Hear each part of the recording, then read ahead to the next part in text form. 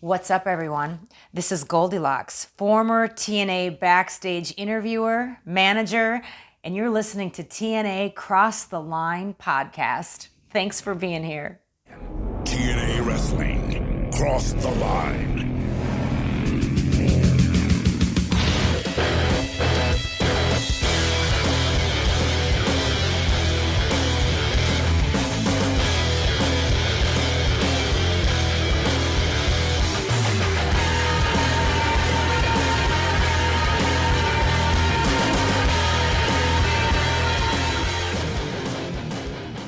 And we're back with episode 292 of the TNA Across the Line podcast.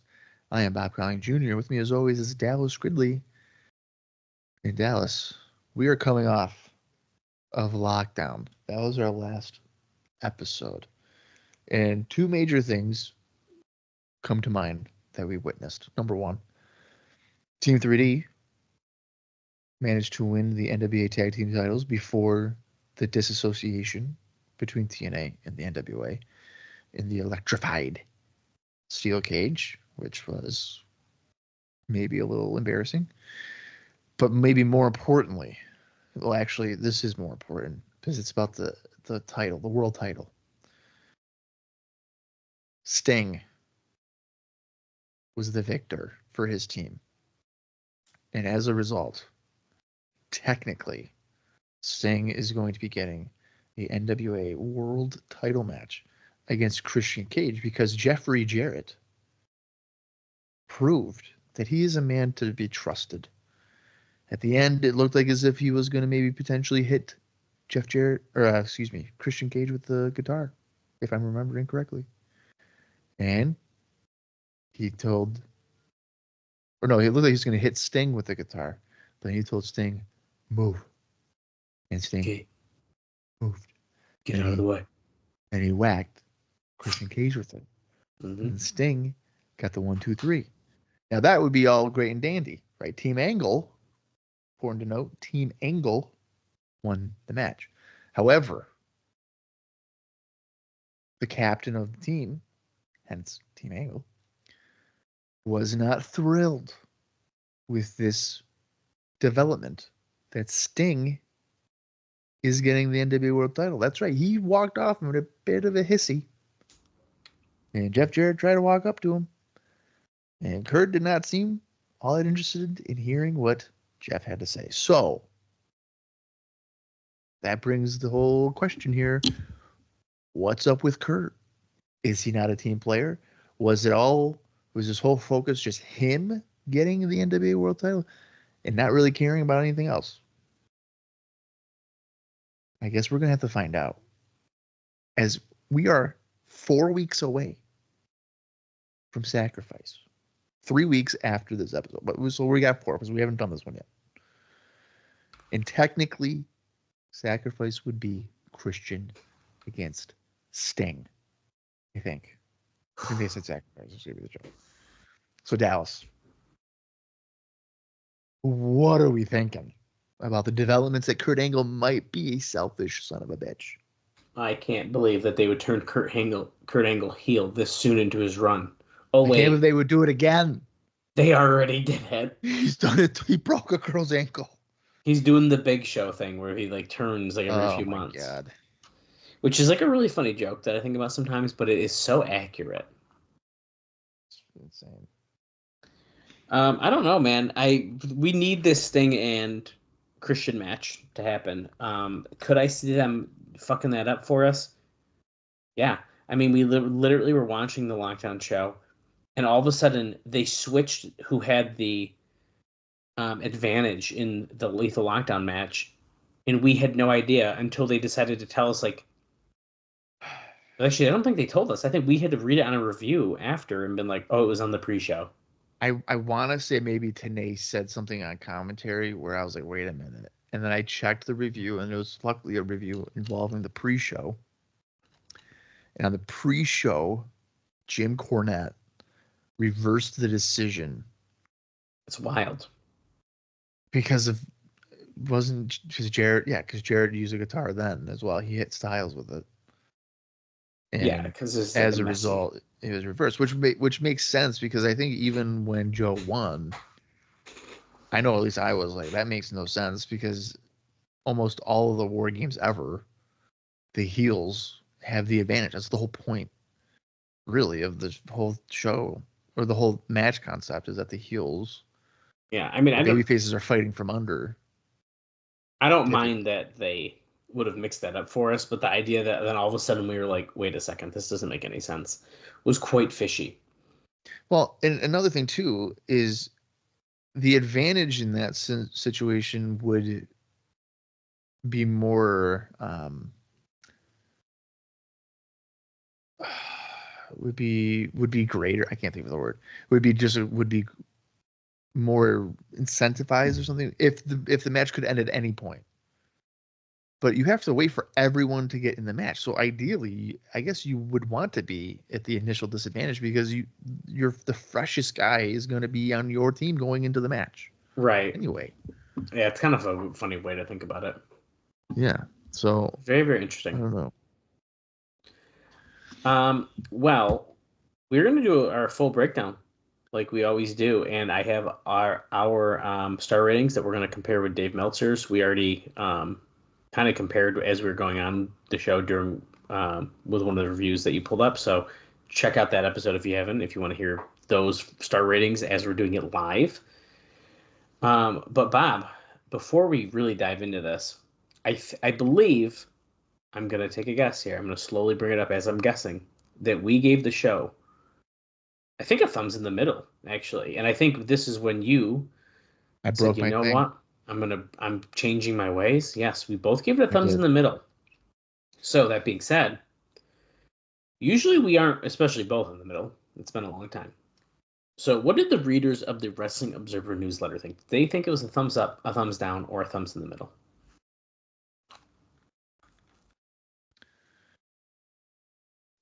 I'm leaning towards they'd say a thumbs down, and I'm only saying that because of the cage match. That's because of the cage match. Every match was a cage. Because the electrified, the electrified steel cage. So I'm gonna say they went thumbs down. So there was 18.8% thumbs down, 53.2% thumbs up, and 27.9% in the middle. Thumbs up show. So it's a thumbs up show, and I'll be honest with you, I think I might have initially saw this poll result, and as I was like looking ahead on newsletters just to get like a gauge on how many I needed to look at, and I thought it was also mostly down. So this is actually more positive than I thought it was originally. And if you want the numbers for those two, up was 82 votes, thumbs down was 29, and in the middle was 43 votes. What do you think got voted on as the best match of the show? Here, let me get this card up real quick because I do not remember most of this. Best match. Well, certainly not the blindfold. That's gonna be your worst match, probably. I'm gonna. Fuck. Well, for me, it was Lethal Lockdown. I'll say Lethal Lockdown. Yeah, it was Lethal Lockdown. 106 people voted that. In second place, it was Daniels and Jerry Lynn with 13 votes. And then the X Division Escape match at 11 votes. Okay, and that makes sense. Now, we had maybe a couple you could consider not as good of matches on the show. So what do you think got voted on as the worst match? It's got to be the blindfold. It sure is. 112 people voted that as the worst match on the show. And in second place with only 17 votes is, in fact, that electrified steel cage. Okay. Yeah, that's good. So, pretty good stuff. So let me pull up here. So I'm going to just start from the top. I have a couple like really quick things from Brian Alvarez. So he notes that TNA actually did do a Road to Lockdown special that was so poorly promoted that he didn't even know when it was even on. And he thinks it aired on Saturday night, like the night before the pay-per-view. So they did like a little teaser special on TV, which is kind of cool. I've never even heard of that. Right. Apparently they did these like UFC hype shows before, he said like think UFC hype shows. I don't know what he's exactly talking about, but he says like it's essentially the same idea. So I'm assuming it was like highlights and like video packages, like kind of talking about the feuds. The TNA Fan Fest they had the day before drew over 1,000 people and was said to be a good time. Now, there were some moments of confusion, as is always in the case of an event that size with that many wrestling fans, but overall, TNA was said to have done a good job. Everyone was said to be very nice and personable, with a few exceptions that include Christian Cage, AJ Styles, and Kip James. So apparently... That they weren't pleasant? Yeah, apparently they were not very nice. AJ? Listen, all I'm going to say about that is I've met AJ before multiple times, and sometimes he's been very great, and other times he was not very great. So I'm not completely surprised about that. Maybe they were just playing their heel characters. I don't know. I mean, okay. So I remember, and I'll bring this up again in September. I remember walking by Christian Cage at the airport in September of 2007. Well, I walked by him and Christopher Daniels. Now, Christopher Daniels gave off of, I did not approach these people, by the way, because it was 7 o'clock in the morning, and I'm just not going to do that. Daniels gave off a vibe, like he was very friendly. Like I saw him talking to the courtesy lady at the desk, and he was all like, hey, whatever.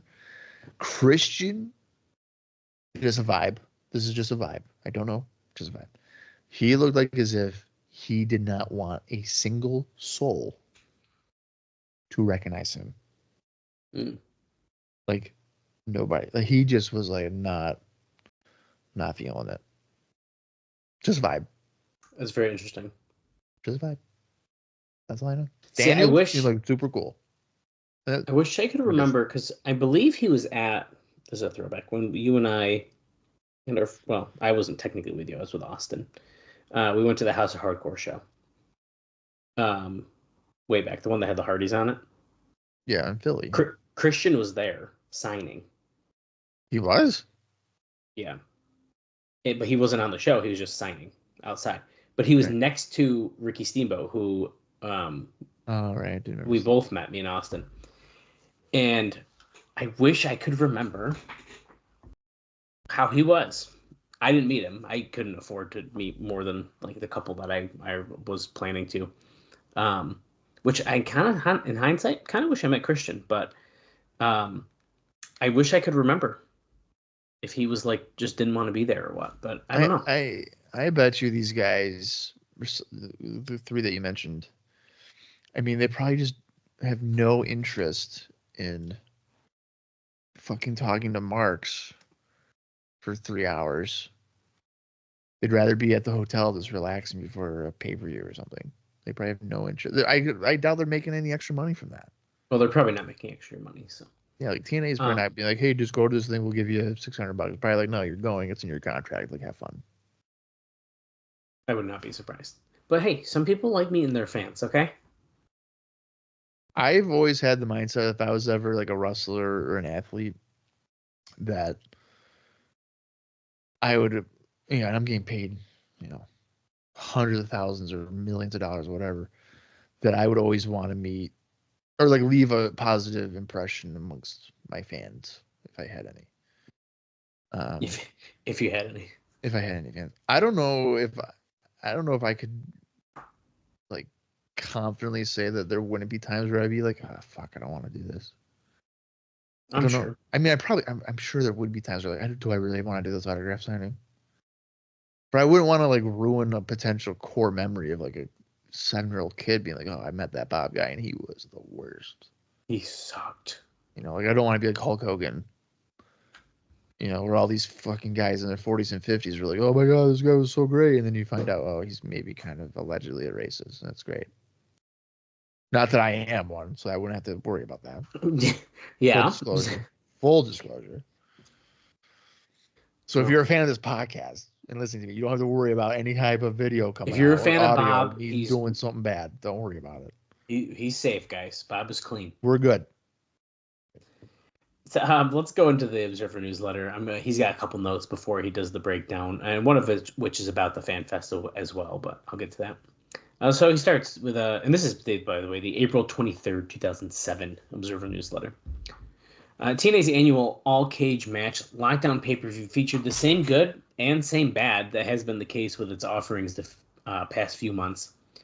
As usual, the good is the work of the wrestlers, and there were positive signs.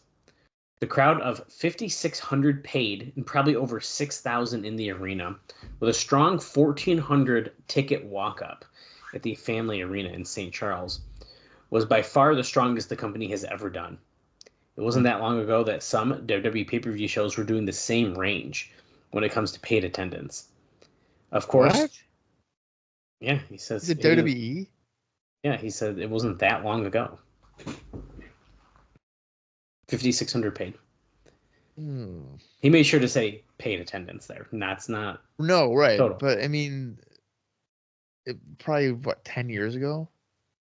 At that point, like 97 was probably the last time it was something like that. 98 onwards, they're fucking filling places.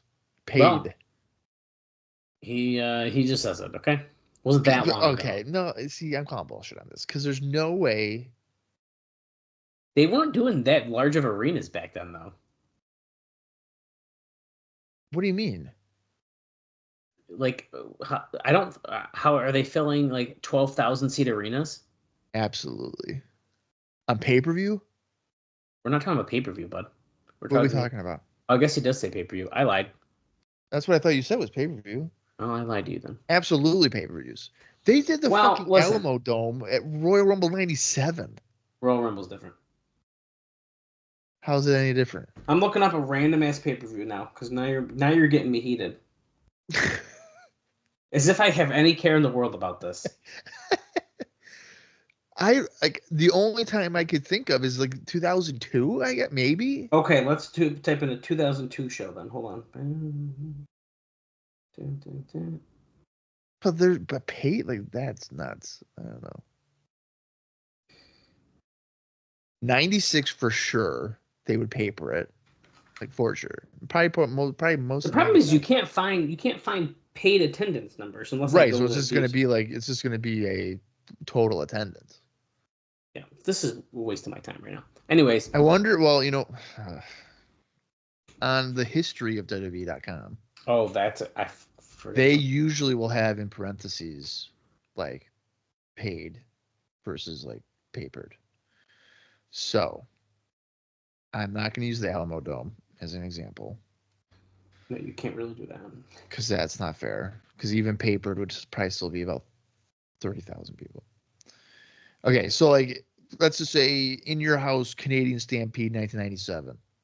This is 1997. 10,974 paid. 12,151. There's I don't know. I don't know when. I mean, like 93. I mean, even I don't even know. Yeah, but that feels too long ago for him to say. Okay, so let's go to 2002 ago. Judgment Day. Oh, that doesn't give me paper. That just gives me the whole number. Okay, you know what? Maybe the best bet here is to actually type in papered. To be fair, he also says some WWE pay-per-views. He doesn't say all of them. Right. No, I know. I get that. Maybe like 2005. No, that's a regular show. Okay, because so this isn't a pay-per-view. This is a SmackDown taping in Baltimore. For this July 21st, 2005 episode, which took place on July 19th, 2005. And the attendance was 5,500, but it's also noted that it's heavily papered. Yeah, I think that's for a TV taping. Well, even I just saw a random one. No Way Out 2005. 8,000 people. Like that. It doesn't say paid. It just says 8,000. So like there are some shows that definitely have lower. So that one I could definitely believe. Would be paid. And that's just me clicking a random. I just clicked No Way Out and I like looked quick. Okay. So. But okay, so the way that I heard that, and maybe the way he kind of wrote it, was like they were consistently doing that. No Mercy 2005. 5,000 paid. Technically, this show has more paid than that No Mercy show. Okay. So they exist. No, It's probably scattered. Sure. I think you're probably right that it's probably that 2005 range.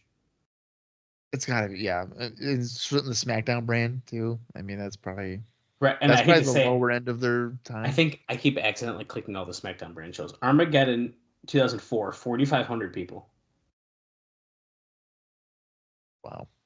So Armageddon 2005, 8,000.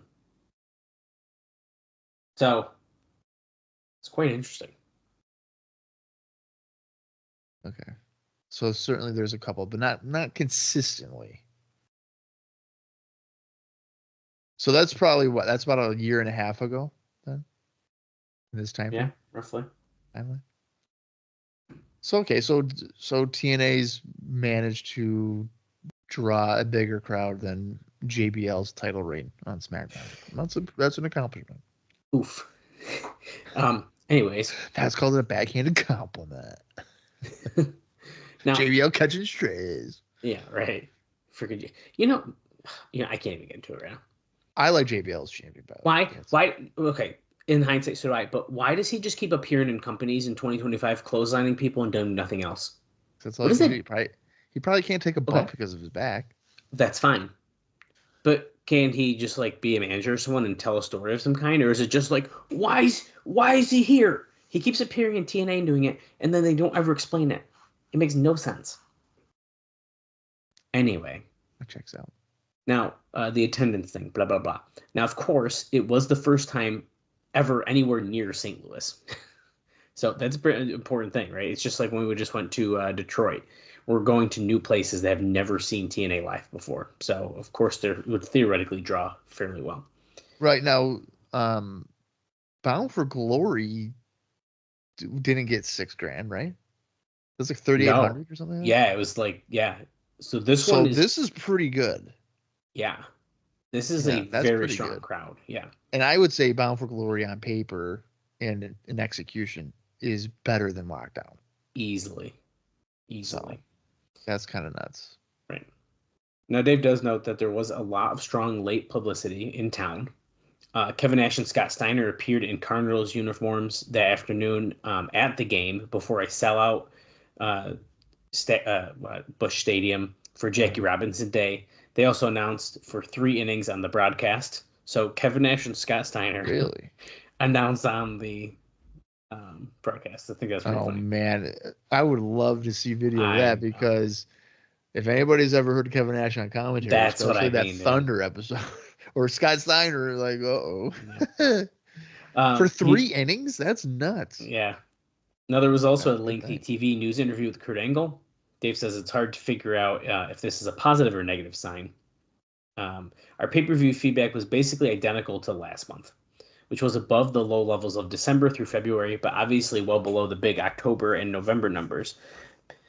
Because they've only run one pay-per-view out of Orlando, which is 900 seats and free tickets, in a market they run consistently, it's hard to know where they stand.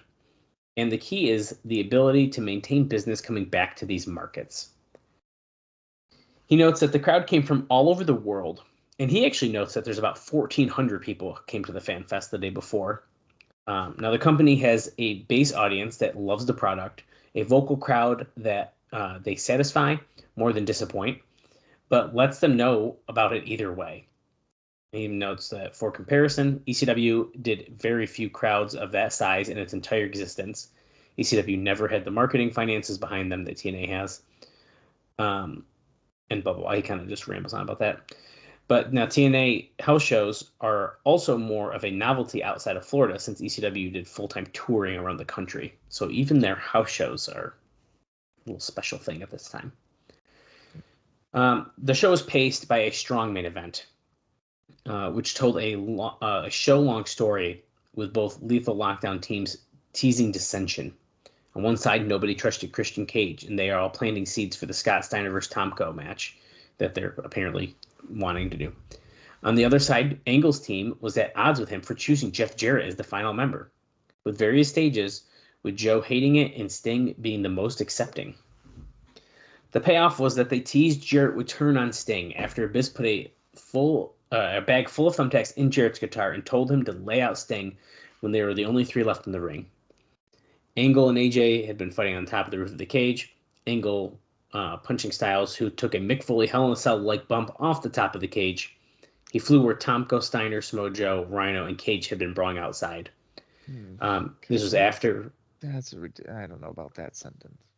Well, he fell off the top of the thing. That's why he said but it. like a Foley-esque. I mean, then Foley was substantially higher, and he went through a fucking table. I don't think it was higher. I don't think Foley's was higher. You're joking. Nope. Look up the size of that Hell in a Cell. That Lethal Lockdown structure is taller than the Hell in a Cell is. No way. Yes, it is. The first Hell in a Cell situation are short. They're not that tall. The camera angle from below makes it look like he's TNA 35 feet up lockdown. in the air. All right, I'm trying to do like a side by side. I'm sorry, but it's just the truth. Oh, wait a minute, AJ. The Lethal Lockdown structure, this is way more difficult than anything. even if both cages are 15 feet, which I don't even know if the Hell in a Cell is that high, to be honest with you. Dallas, come on. No, I'm not looking at it right now though. That's gotta be that Hell in a Cell's gotta be taller. What year is that? Remind me here. 1998. 8. That's what I thought. I'm looking. That's gotta be taller than the. You need a picture that doesn't show it from up or below. You need that side one. Yeah, right here. There's a side one right here. I don't think it's taller. I don't know, man. I don't think it's taller. And dude, it is definitely taller. No, it is not, dude. There's no way. There's no way. It's that tall, and it's hitting the ground. That other one is on the apron, isn't it? Well, that doesn't mean anything. It's still on the ring. It means nothing if it's touching the ground. You need to look at like. Oh my god, no! Look at dude. It's not even close. Dallas, I'm telling you right now, it's not even close. Yes, it is. That Hell in a Cell is taller. You're insane, dude. What picture are you looking at? Okay. It's. I'm gonna text you. It's two Undertakers tall. This is okay. According to this picture. Okay. Hang on a minute. You're texting me. We're having a live fight right here. This is gonna turn into the WrestleMania 12 thing with me and Austin. Okay. So this is the picture of the lockdown, obviously. Okay. Because we're going from the top, type in Lethal Lockdown. There's literally a picture of Styles on top of it. Okay, that's fine. But then you look at, wait, let me see here. Let me go to this one. Okay. That Hell in a Cell is taller. I don't think it is. That is taller. How do we know? How can we figure out how tall these goddamn things are? I don't know, but that is so much height, taller. Does it say? 5 feet 10 inches, according to the AI Google. What happened? It's 5 feet 10 inches. What is? Lethal Lockdown? That's what the AI thing came up because it's talking about Jay Lethal. Okay, so it's not Jay Lethal. Known for his role in the 2007 Lethal Lockdown event. Great. That's what it is. I think the Hell in a Cell is taller, especially the '98 version. Maybe the later on. I think it gets taller after this. Yeah, I mean, I don't know. I haven't looked at it or anything. How tall is Hell in a Cell 1998? 16 feet. 16 feet. Yes, the original cell was 16 feet. And yes, now they have one. Now it's over 20 and stuff like that. Okay, so that's 16 feet. So now there's literally no way. From 16 feet in the air. How tall is TNA? There's no way that is more than 16 feet. Because that platform doesn't make it taller. It's just a lid. The Lethal Lockdown one makes it taller by like 2 feet.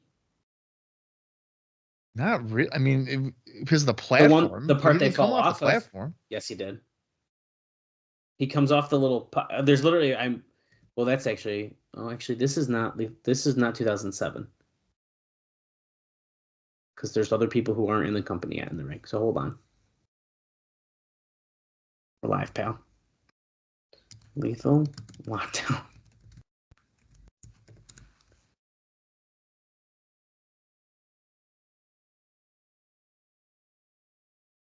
I mean, I still think I don't think it's as drastic as you think it is. I mean, it might be close, but I think it's the Hell in a Cell. I don't know. I don't know if I'm buying it. What I think we can both agree on is that the Mankind Fall is substantially more damaging. Absolutely, and that's where I was kind of just getting at, right? With. Right. Yeah. Because he falls on top of these people I mentioned, right? Right, Top and he's goats. going through an announce table onto cement ground. And it was but regardless, it was a nice. Okay. Bump for sure. See, now we're agreeing. We got there, folks. Now, of course, don't forget that this bump happens right after another really cool spot where Rhino gored Tomko through the locked cage door. That was good. Yeah. So a lot of cool stuff. Now they ended up catching Styles, of course, making this a whole lot safer than Foley's fall. See, we just had to get through the rest of the. We just had to finish. We just had to finish it. Okay. Instead of going on a 10-minute side quest here, if we just finished the paragraph, we would have been like, oh, okay, there we go. Yeah. Now Jarrett, of course, instead hit Abyss with the guitar and had the match won. The man who scored the pin. Abyss. What did I say? I think I said Cage. Either way. Now, of course, whoever got the pin got the shot at Christian Cage's sacrifice. We already talked about this. Now, instead of Jarrett taking the easy pin, he told Sting to score the pin. Sting stopped, not trusting before going down for the pin. Sting and Jarrett shook hands after, while Angle stormed off, mad that Jarrett gave Sting the win, even though he was the one who stuck his neck out to bring him on the team. Cinema. The plan was for... so, according to this right here, is that they have this plan that they want to have Cage defend the title against more than one person at sacrifice. Because, and that being... So we're rendering the stipulation worthless already. We don't know for sure yet, but they think that Cage in a singles match isn't as strong as if he had more than one opponent. So he's not a draw, is what they're saying. Correct. Sick. But we'll see what happens with that. Now, going in last, Jarrett was positioned as the key man in the match. Since it was his return and his babyface turn, he should have been the focal point. Now, time will tell if it works. But Jarrett is the focal point ahead of Angle, and Joe is going to raise a lot of eyebrows. Yeah, 100%. See, to me, and I think it's obviously growing up, I mean, I don't remember a time growing up in my fanhood where Jeff Jarrett was a good guy. Right. He was always the annoying heel in WWF, and he was the chosen one in WCW. And in TNA, he was like, I'm always the world champion, and you can fucking deal with it. He was a babyface in 03 for like, what? Not even 6 months or something, and then they fucking turned him again. Yeah. Like right after the Raven match, pretty much. Mm-hmm. Pretty close to it anyway. Right. So maybe more than 6 months, probably like 8 months he was a babyface. But I don't know. I don't think Jeff Jarrett as babyface works. When he came out, at Lethal Lockdown, it was not like some like, oh my god, it's Jeff Jarrett. They were just like, okay. He's back. Right. So I think he gets a different reaction in Orlando. Mm-hmm. And it's fair. I think if they're Impact Zone, I think the fans would have been like, yeah, it's fucking Jeff Jarrett. But I think in St. Louis, that's the real audience that you got to gauge where stuff is going from, what's getting over. And I don't think initially Jeff Jarrett as a babyface is like, yeah, this is gonna slap, as the kids would say. Right. Now, Dave says that the match, if anything, had too much action as guys were doing so many things that people couldn't keep up, but the finish was excellent.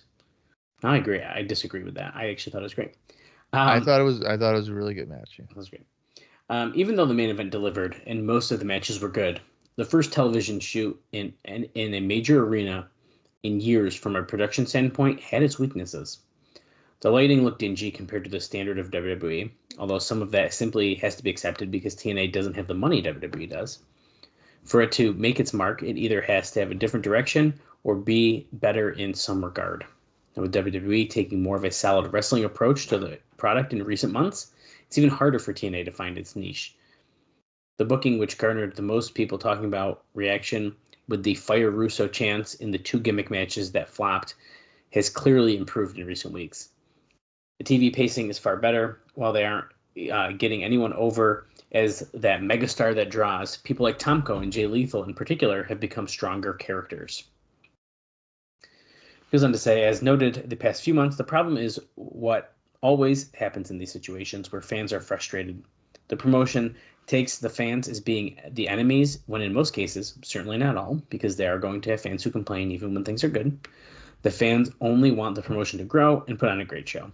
Those same fans chanting, "This is awesome" during the great matches. The fan base doesn't want cheesy gimmicks. I only wish, instead of reacting like the fans are stupid because the idea wasn't Russo's, which is the current attitude, the reaction should be, we've got a locker room full of talented wrestlers, so let's not book them in gimmick matches that hinder their performance instead of help it, and that the fan base will reject it. If anything, the loud and crapping on 2 matches at the show in a new market, far away from Orlando, kills the theory that it's just smart marks in Orlando who reject those aspects of the product. Now, Dixie Carter says she will never fire Russo. She said that people complain that they crammed too much into 42 minutes, but it was Russo who has been a part of slowing it down. Actually, when the show was at its worst as far as cramming too much in, it was Russo who was doing the writing of the show itself. But as far as who's at fault, it's ultimately a 3-person project, and in the end, it's Jeff Jarrett is the major decision-making power. Okay, so I was about to say that she already kind of technically fired him once, but he left on his own accord in 2004. Yeah, because he was burnt out. But spoiler alert, he does get fired at some point. Ooh. At some point, he does, hey. And it's his own fault. Well, but she did have a loyalty to him, which is like it's kind of nuts. Hey. I think if you were to say, "Hey Dixie, you could have TNA become a profitable, solidified number 2 option. Like you're making money, like your ratings are solid, whatever. But you have to get rid of Vince Russo." She'd be like, "I can't. I don't know if we can." I don't know if I can do it." And it's like, "Wait, are you not listening to what we're saying?" She just had some kind of loyalty to him, because even in a quote unquote advisory role, he's there off and on until 2013. Maybe at least, maybe isn't even it? later. I was gonna say, because as the story goes, Spike TV did not. This is way into the future, so it's out of our timeline anyway. But the story goes is that Spike TV did not want Russo involved, and then he fucking forwarded an email to Mike Johnson from PW Insider, and he printed it. And then the fucking Spike guys were like, "Wait, what? This guy's still with the company?" And then they lost their TV deal. Essentially, part of it was because of that. And that's crazy. Then they went to like Pop and shit like that. It's more than crazy. That's nuts. I liked when they were on Destination America and you couldn't find them. That was a tough one. Yeah, that was definitely a tough one. And then they were like on what, Fuel TV or something? I don't even know. They were everywhere. I don't know, dude. It was a rough time. It was a rough time to be a TNA fan. Okay. Sometimes it still is, but anyway. Now, he goes on to say, from what we understand, Russo did say after watching the TV some weeks back that it needed to slow down, and it has. I thought the TV building up to Lockdown told a good story, but the past few pay-per-view shows had a similar theme of gimmicks that took away from the show. And this show had 2 examples. Chris Harris versus James Storm in a match where they were supposed to be covered with hoods, so they couldn't saw the crowd turn on immediately. Yeah. Now, this is an idea from the 80s that does not translate in 2007 because nobody believes that they are blind. The company has the mentality, similar to WCW at the end, that the pay-per-view has to have a lot of stipulation matches. On an all-cage match show, the cage matches weren't enough. The idea that you want to have... I don't mean to cut you off, but what he points out there is that towards the end of WCW. Now, who was also booking and writing towards the Oh, end I of WCW? don't know who that could There's be. the result, folks. Vince Russo. Now, the idea that you want different style matches is good, but this gimmick on paper looked like a disaster, and it was. Worse, Harrison Storm, he says, is just a mid-level program. I think it could. I think it could have been really hot if they wouldn't do a blindfold match. But yeah, if you take away the blindfold, I would say that's a significantly better match. Yeah. right. Now he says there was at least an argument for some. So he says the Elevation X last month, the modern day scaffold match, was a major handicap for AJ Styles and Rhino, as far as performing that kind of match that they are capable of. But it possibly drew some added buys. Clearly, I'm sure it did. Yeah. Clearly, this match wasn't going to do that, and thus there's no point to handicap it to such a degree. Now, in the tag team title match, we're just before the planned switch of the belts to the NWA to TNA belts planned for next month, is what it's being said. Team 3D captures the NWA titles from LAX. Unfortunately, the victory celebration was short for the team that became the first and last in history to win the WWE, WCW, ECW, and NWA tag team titles.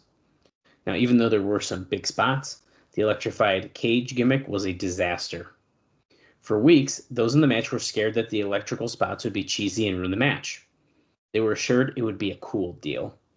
Now, the day of the show, when shown the handiwork, their worst fears materialized. Now, there was supposed to be a sound effect during the two electric spots, which Conan thought was so bad he told them to nix it. The crowd turned on the match bad. From a television standpoint, to make the electricity deal show up with the flashing lights, they darkened the arena. Watching at home, it made it seem like a cheap production, also hurting the match. And I think we have something else we'll talk about more in just a moment when we dive into the matches. But even though the company is lucky to have such passionate fans who made good matches seem that much better, there is the resentment of them when they express their disapproval. It would be one thing if the fan base was narrow-minded toward the big picture, such as shouting down angles or gimmicks that will add more casual fan base. But they were expressing their strong disapproval of bad gimmicks that handicap matches that the company clearly should be avoiding at all costs. Now, overall, it was the kind of show that inspired strong feelings. There was far more positive than negative, but the negative was the strongest thing on the show. The shame of it was that the show had its potential to be very good, but then again, that's probably in one sentence both the strength and frustration of the promotion. So, pretty deep thoughts here from Dave, but I think it is really interesting to hear.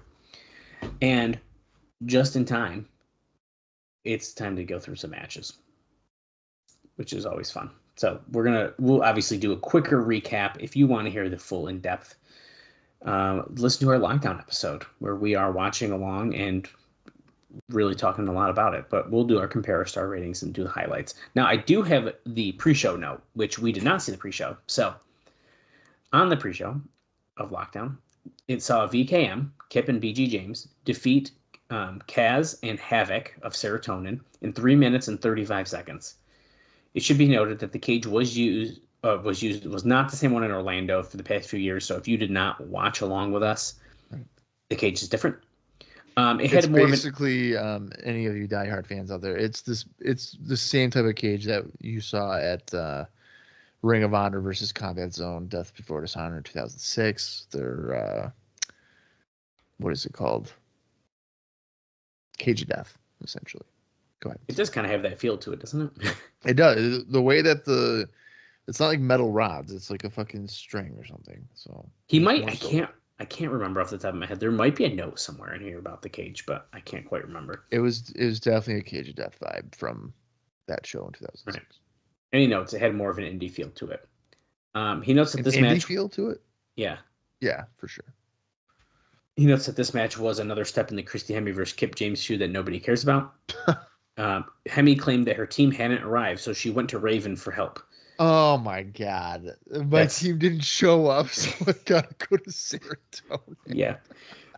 Not much of a match. And for the first time in a city that has never seen the product live, I was surprised at how nobody cared about VKM. Kip pinned Havoc after a Cobra Clutch Slam, which is the one and only, I believe, which they called the Missouri Boat Ride. What? Yeah, they called it the Missouri Boat Ride. Now, after the match, Raven wanted to cane Hemi. Kaz stood up to him and agreed to take the shots for her. Okay. Yeah. As the other two members held Kaz in place. Raven gave him several hard cane shots. The crowd at the end chanted one more time. He does not rate this match. Okay, so Kaz doing that means he has a heart. Oh, he's That's got not a going to heart. work in serotonin. He's gonna split. He's definitely splitting. He's been kind of standing up for the other guys too, so I'm not completely surprised about that. But Yeah, but I mean, he stood up to the girl that he was like. right, and the girl's even a heel anyway. I mean, I guess they're both heels. Well, that's what they said. Yeah, right. But him standing in front. Yeah, I mean, he's gonna be a babyface sooner rather than later. Absolutely.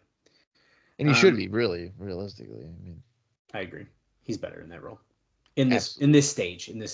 I mean, he was a good heel as like the future Frankie Kazarian and with Michael Shane. Right. But this version of a heel for Kazarian, no. Correct. It does not fit him, in my opinion. First up on the main show, Chris Sabin won the 5-way over Shark Boy Alex Shelley, Jay Lethal, who was Black Machismo, and Sanjay Dutt to keep the X Division title in 15 minutes and 50 seconds. Really strong opener. Dave says, I was so dead wrong on the Randy Savage gimmick. The crowd took to Lethal huge. It's almost uncanny how identical Lethal can do all the signature Savage stuff. He's done the Savage impressions in the dressing room for years, apparently. I didn't catch this, but in his pre-match interview, actually, we might have not seen this, is why I might be mentioning it. He did a one with Letitia. He called her Liz, which is pretty funny. That's good.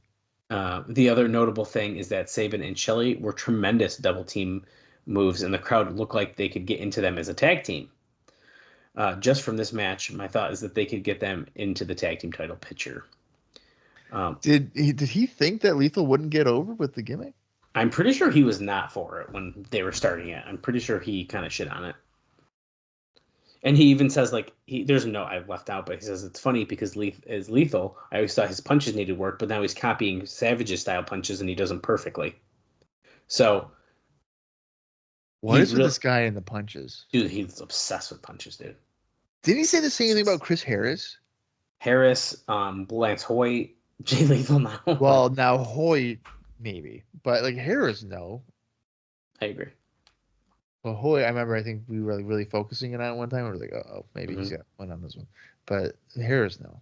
Yeah, okay. He's really upset. Yeah, he is obsessed with the punches.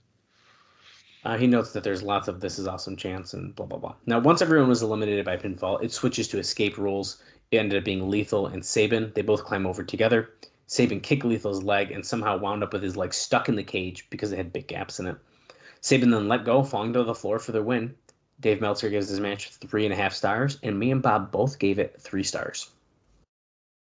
Yeah, it was good. That's how you know you can trust us. Robert Roode pinned Petey Williams in 10 minutes and 14 seconds. The story here was Eric Young and Ms. Brooks at ringside. Brooks was having a hell of a time keeping her dress from falling down, so she was having some trouble with that. Williams was a little sloppy in a few spots. He did have a couple missteps there, but the finish saw Williams go for the Canadian Destroyer, but Roode blocked it and then used a fisherman suplex called the payoff for the pin. He gives this match 2 stars, and me and Bob also gave it 2 stars. We're 2 for 2, Bob. Well, kind of. Pretty much. We're in the same ballpark. I'm counting it. Gail Kim defeated Jackie Moore in 7 minutes and 13 seconds. 7 minutes, 13 seconds. They brawled on the outside of the cage before the match. Moore threw Kim over the announcer's table and into Mike Tenay's lap. The match was considerably better than most WWE women's matches. They worked a hard, stiff style with the big move being Kim using a missile drop kick. Kim slammed open the cage door into Moore's face. Kim looked like she'd walk out to win and then changed her mind. She climbed to almost the top of the cage and came off with a crossbody block for the pin. He gives this women's match 2.25 stars. I gave this one 3 stars, and Bob gave it 2.5. Okay, that checks out. So, next up, Senshi defeated Austin Starr in 9 minutes 57 seconds in the match with Bob Backlund as referee. The two had their usual good action, but they are overshadowed by Backlund's comedy gimmick. Eventually, in the match, Star used a 450 splash, but since she kicked out, Star then shoved Backlund for not counting fast enough. Backlund shoved him back, and Star lost balance, and since she used a reverse rolling cradle for the pin. He gives this match 3 stars. I gave it a star and 3/4, and Bob gave it 2.5. Yeah, so we can tell Dallas didn't like it. I'm fed up with the feud. I think I was a little biased in that one, I'll be honest, but yeah. And I actually think I gave it less, and I went back and I added a little bit because I felt bad. I'd be an awful reviewer. Next up, James Storm. Chris Storm. That's a friend. That's funny. Well, Chris Harris, James Storm, come on here. Yeah, no, okay. Hey, work with me. Yeah. And I literally read Storm. James Storm pinned Chris Harris in the blindfold match in 9 minutes and 5 seconds. Immediately, it was the Fire Russo chants as both put their hoods on. Worse, even though it was dying anyway, the hoods kept falling off, which looked second rate. I don't know if I've seen a match on pay-per-view that the crowd just completely turned on to this degree since the Tomko vs. Stevie Richards in a drag match years ago. Well, Bob remembers that one. But I think that's Unforgiven 2004. Now, there's loud booing and boring chants as well as the We Want Wrestling chants. Harris did get the crowd sort of into it by pointing, so as the babyface, they would tell him where Storm was. But whatever moments the crowd wasn't booing, were fleeting. At one point, both climbed the ropes, and Harris speared Storm. The hoods came off of both guys on landing. Harris, not being able to see who he was attacking, put the ref in a sharpshooter with the ref face down. Storm took off his hood, super kicked Harris, and put the hood back on and covered Harris. The ref recovered to count the pin. And he gives us -2 stars. And me and Bob gave it a 0.5 star each. Yeah, so like I'll never do a negative. Yeah, that's and it felt. I don't know. Listen, if I watch this match again, would I be like, yeah, it's kind of a dud? I mean, probably. But yeah, I mean, the lowest I'll ever go is dud, and even dud is obviously it's insulting. I think dud is. That's why I'm like, I'm just gonna do 0.5 star, which might even be worse, but. Right. I mean, there's than say, there's no good way to do it, right? Yeah. But nonetheless, that was and the funny thing is, normally with these like recaps, I try to cut a little bit out. I read the whole thing for that one because that's all that happened. I mean, there was nothing else happened in the match. Next up, Christopher Daniels defeated Jerry Lynn in 13 minutes 29 seconds. They had a tough task because the crowd was dead coming off the last match. Plus, people don't know how to take Daniels. They want to like him, but he's a heel. Eventually, Lynn tried for the cradle pile driver while standing on the top rope, but Daniels laid Lynn out in escaping. Then Daniels used his last rites for the pin. Dave gives us 2 3/4 stars, and me and Bob gave this. We both gave it 3 stars, so pretty close to that too, even. Next up, Bob's favorite match on the show, where Team 3D won the NWA Tag Team titles. From Homicide and Hernandez in 15 minutes and 36 seconds. Just a bad presentation of what very well could have been considered a strong match under normal circumstances. There's supposed to be an electric part of the cage. The idea was that guys were wearing rubber boots and that they would put on rubber gloves when they needed to climb. It was just too hokey, especially when the first electricity spot was a dud and they brought out the Fire Russo chants. Devon bled like crazy, but they turned the lights down so much that it didn't come across strong on television. I noted that when we were watching it. Like, we had to be like, is he bleeding? I think he is. There was also a minor problem, as Konnan was supposed to interfere when the cage door opened, leading to Hector Guerrero stopping him. Guerrero instead decked the guy, who was a local indie wrestler, who wheeled Konnan out. He was supposed to take the rubber gloves from Konnan, in which he'd be able to then touch the fence so he didn't get electrocuted. Well, he didn't. But then he didn't get fried since it wasn't part of the match. So I think we noted, didn't we? Like, what the hell? This guy should be getting murdered right now. Yes. We did. That's right. They finished with an incredible spot that did get over. Hernandez, at close to 300 pounds, climbed to the top of the cage. He went to splash Devon through a table, but Devon moved, and he went through the table. It appeared that the finish was supposed to be Team 3D putting Homicide onto the cage and electrifying him, By this point, the people booed like crazy, and it came off for a 3D on him, but they dropped him. Then they set him up for a 3D for the finish. The people did pop for the title change after this. A lot of fans left after this match ended. He gives this one, I know, he gives this one 1 star, and I gave it a 1.5 stars, and Bob gave it a star. Why would people leave right before the? You got 1 minute. It's that bad. It'd be that bad if they left. Yeah. Now the homicide thing was they lifted him into the cage. He was supposed to be like, and then he pop off, and they missed the spot. Yeah. It's kind of disappointing, but that's okay. Yeah, it's whatever. This is just what happens. And then finally, TNA. Yeah, I know. Next up, and final, Team Angle, Kurt Angle, Samoa Joe, Rhino, Jeff Jarrett, and Sting defeated Team Cage, Christian, Tomko, Steiner, Abyss, AJ Styles in the Lethal Lockdown match that went 28 minutes and 4 seconds. We pretty much know most of this. It went that long. It didn't feel like it went almost a half hour. It was that good. It was, honestly, listen, I don't remember every single Lethal Lockdown off the top of my head, but this has got to be one of the best ones. It must be, man. 28 minutes. Now, the first one we watched for Lockdown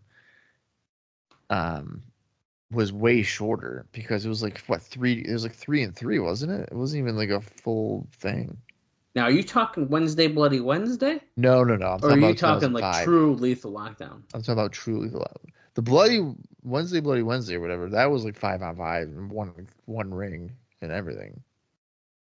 Which is still here too, but yeah, that was definitely that was crowded. That was 5-on-5 for sure. No lit either. Right. Now the heels had the man advantage, even though the faces won the TV match. We talked about this before the show. Jim Cornette said because Jarrett had interfered in the Joe vs. Styles TV match and gave Joe the win, that he'd overturned the decision. Boy, was that a major consistency problem. They also used Harley Race as the keeper of the cage key. The place came unglued as Steiner used moves he really popularized nearly 2 decades ago on a national basis for the first time in many years. And of course, that's the Frankensteiner off the top rope he did to Rhino. Right. The crowd was chanting overrated at him, but then after he did the move, they chanted "We were wrong," which is really funny. I love that. Of course, Jarrett came in last. I noticed some boos for Jarrett, he says. Yeah.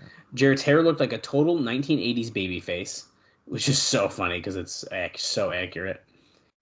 He came out was drop kicking everyone, and he says it's funny how the multiple drop kick spot, which was a babyface staple, is now a new spot. Jarrett, in his early days in the business, was known for having one of the best drop kicks, and although he's a lot bigger, he's still got some great height. And I will second that Jarrett does have a very good drop kick. So, that was his. I want to say even a finishing move when he was in just the USWA. Oh, really? Wow. I think so. Yeah. He hits it good. It turned into a weapons brawl, but there were so many weapon shots that it didn't seem to build. Styles eventually, of course, started climbing the cage. There was the opening near the ceiling where you could go up and pull yourself out. Angle went up after him. We know the whole thing. Rhino gored him out the door. Styles got thrown off. It was pretty cool. And that's the part that was next. Abyss then put the second bag of thumbtacks into the guitar, gave it to Jarrett. He teased hitting Sting, and instead he hits Abyss. And then we know what happened. We said it 3 times, I think, already. He said, Sting, you do it. You take the pin. Sting thought it was a trick. And then he ended up doing it. They shook hands, and Angle was very unhappy on top of the cage and ended up leaving by himself. He gives this Lethal Lockdown match 4 stars. I gave it 3 3/4, and Bob gave it 4. Look at me. Me and Meltzer, man, we're in sync. Dude, pretty in sync, man. Honestly, pretty close. I have 2 very brief things I want to mention before we get into the show, just to get them out of the way. Do you think this means I'm going to start giving out 6 stars and 7 stars? It could. There's a very quick Dixie Carter interview with the UK Sun, just because it's too long to say during the middle of a match, I feel like. She had to say this about fans and their chants. She says, quote, I love the passion of wrestling fans, but there's just so much that they get wrong. that they perceive to be one way when it's not. It's interesting that at our last pay-per-view, during the Sting vs. Abyss match, they all started that chant. First of all, that match was something Vince had absolutely nothing to do with. Second of all, it wasn't 120 seconds later that the crowd were jumping up and down screaming, "Holy shit," and TNA. Vince is human and has one of the best hearts in the business, so I am sure the chants hurt him. They hurt me for him. But it's amazing how off the mark these folks are. One thing that they blame him for is that we sometimes try to cram too much in on our TV shows, as we only have 42 minutes. But Vince has actually been part of helping me slow down and make positive changes. But the hardcore fans don't see it, and there's no telling them any different. So this, you can see just what Meltzer was kind of bouncing off of how negative they are addressing their criticism. Right. It's pretty interesting. And Bob, my final note before we get into the show is Spike's last rating on the April 12th episode of Impact, which he says they had a big night. Sorry, not bad. It was big because TNA did a 1.11 rating and 1.3 million viewers, doing a 0.9 in males 18 to 34 and 0.78 in males 35 to 49. So pretty good lead-in for Lockdown. No, that's great too. Like right before your pay-per-view, they should be getting your maximum audience. That's right. But potentially buy it, so that's good. It would be interesting to see what the eventual reported buy rate is for it. I mean, yeah. I'm excited to one day we'll know that. Yeah. I mean, I could probably look it up. I'm not quite. Anyway, that's all your pre-show notes? That's all the pre-show. I got a couple for the show. There's not a ton. Obviously, these post-pay-per-view shows are quite lengthy with our beginning, so I try to squeeze what I can into the show. So let's get into this episode of Impact and find out what else we got. Now, before we get into the show, I just want to point out there are no indie notes, so I will not be forgetting them. Nothing happened. So it was a pay-per-view weekend. I guess they didn't want to work the day. Well, and the Fan Fest thing, that probably didn't help either, which I didn't think about. All right, let's get into it then. It's the April 19th, 2007 edition of TNA Impact. Our version, the approximate runtime is 42 minutes and 50 seconds. If you want to watch along with us, head over to the TNA Plus app, or you can find it in your own personal collection as well. I'm going to count down from 3. When I say play, that is when we're going to start the show. So here we go. 3, 2, 1, play. Now, as we are turning this on, I'll just give you our explosion notes quick. Woohoo! Let's go. Because I know we're just going to see Lockdown stuff. Yeah. And last week on Impact. So, Explosion 184 that was taped on the show as well. April 17th is when this show is taped. This Explosion aired on April 23rd, 2007. And it saw Jerry Lynn defeat Havoc. And then another one that was taped for this show, which is kind of interesting. This one airs on April 30th. The Murder City Machine Guns, Alex Shelley and Chris Sabin, defeated Petey Williams and Senshi. So it seems like we're furthering that tease of that team. Interesting. That's interesting. They went with the Murder City Machine Guns. I know. Another interesting note about these dark matches specifically is that we didn't save them all for the end of the show. We did the Jerry Lynn Havoc one between tapings, I believe. Let me double check our card real quick. I don't like spoiling stuff. Yeah, it looks like it happened after our show, before the second taping. And when we get to our next week's episode, I'll tell you when the other match fell. But they did it before the show was over. I'll just say that much.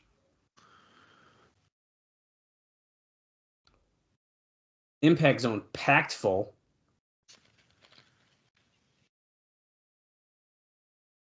Oh, okay. It's interesting they're making it sound like, Jeff Jarrett could have just gotten the title shot. Very interesting. Oh, shit. Do you think they're going to do Cage, Jarrett, and Sting? No, because Kurt's got... Okay. No. Oh, Mike Tenay's introducing someone to us. 6-time NWA heavyweight champion. Ric Flair? Oh, it's just Jarrett. Okay. Let's listen to the crowd. They're booing. Okay, I thought that's what I was hearing too. That sounds like boos to me. Do you think that he shouldn't have an evil laugh in his entrance song when he's trying to be a babyface? I mean, probably not. Why is this microphone doing this to me right now? But we're having technical difficulties. Well, did you see how it just moved by itself there? Actually, I didn't. Oh, you didn't. Okay. I'm focused on this shirt Jeff Jarrett's wearing. Okay, maybe that will do it. You can still hear me pretty good, right? Yeah, I can hear you, and I would assume all of our listeners can. I just want everyone to know, Bob is so relaxed when we watch these shows. One day we're going to watch a show that's so boring he's going to fall asleep. That could happen one of these days. We're going to rewatch. We're going to do. I think. Oh wait, I have a new idea, Bob. Next year, when we get to 2008, I think we need to do a review of Pay-Per-View 3 again and see if it's still as bad as we think it is. I'm not going to rewatch that. No. Maybe we should try it out. We're better off doing the recap show that I didn't want to do from 2002. That you were like, well, there's exclusive interviews on there. Pay-Per-View number 12? Yeah.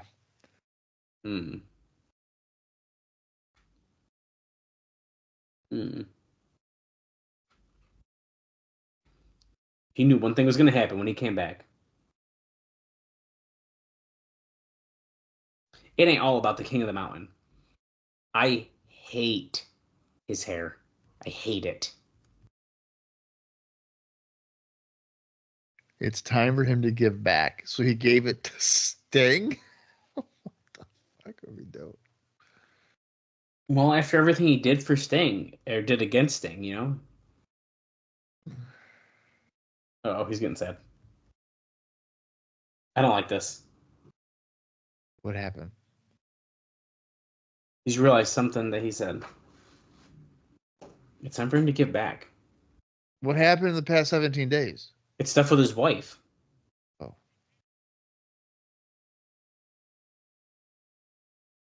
Don't make us cry, Jarrett. Don't do it.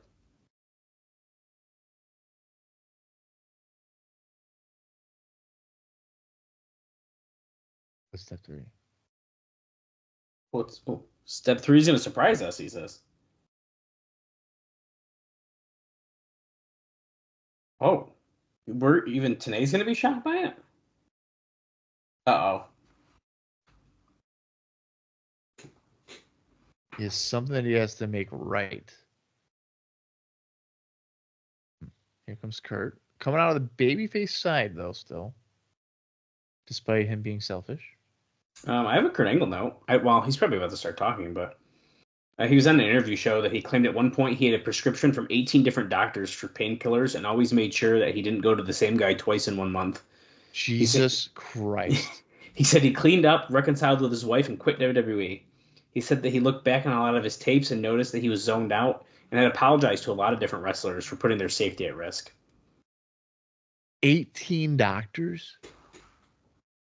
Yeah. God. I have another one too, but now he's talking, so. How many pills was this guy going through? He had to go through 18 doctors in a month. A lot. Angle says he had nothing to gain and everything to lose by having Jarrett on his team. This is the things you get. You handed to Sting on a silver platter. The same Sting that doubted you more than anyone. He hates you. Why don't you make things better with me? Oh, he will soon, Kurt. You son of a bitch. Pretty soon, I think. Yeah, well, yeah. Over a year. Yeah. There's a courtesy involved.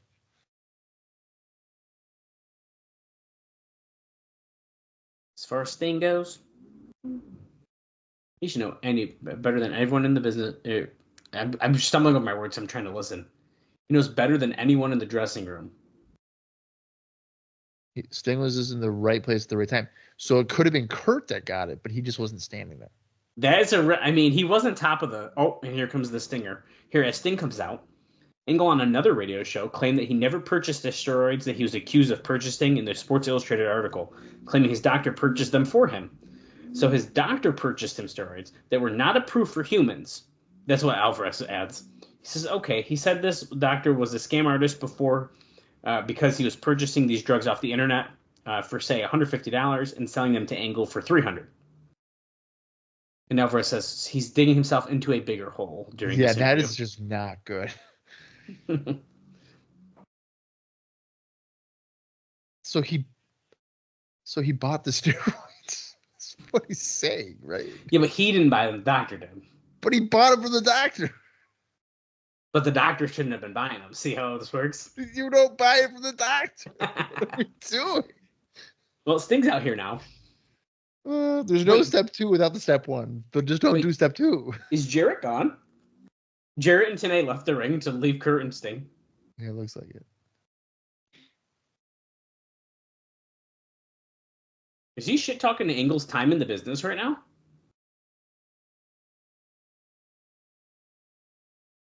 Oh.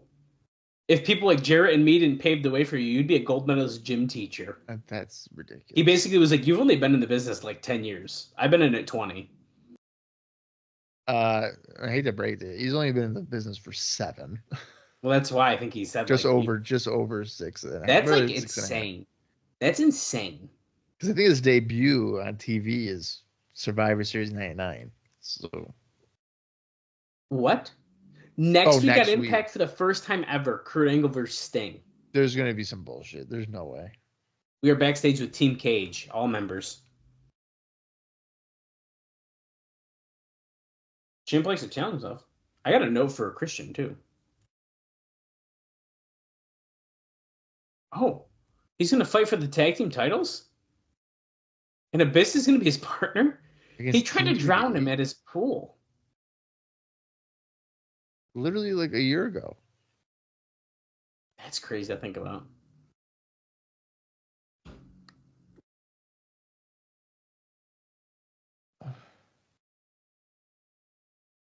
Speaking of embarrassment, you embarrassed every single member of Team Cage at Lockdown. You cost us the match. We've given you chance after chance after chance. If I don't leave Impact with 3 title belts around my waist, I'm a very unhappy champion.